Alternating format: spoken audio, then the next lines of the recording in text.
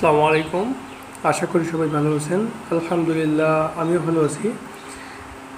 আমি আছি ফরিদপুর সদর উপজেলার আলিপুর পবিত্র কবরস্থানে। আসরের নামাজটা পড়ে কবরস্থানের ভিতরে গিয়েছিলাম।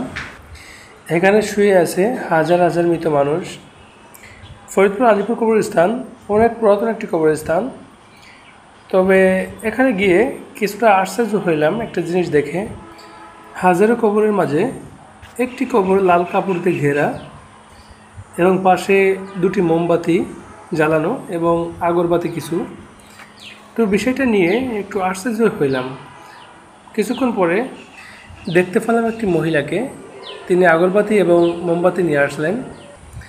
তাকে প্রশ্ন করলাম, এটা লাল কাপড় দিয়ে ঘেরা এটা কি?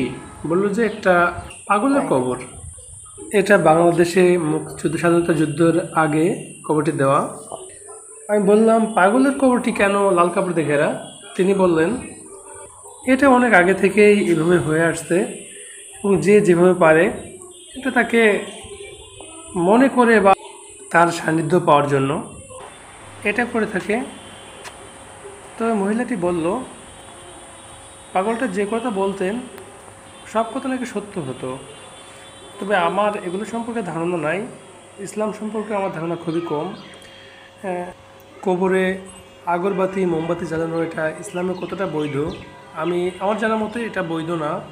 তারপরেও দিয়ে থাকেন, এটা তারাই জানেন, তারাই ভালো বলতে পারবেন। কারণ হাজারো মানুষ তো এটা দেখে তারাই বলতে পারবেন এটা সঠিক কি বেঠিক।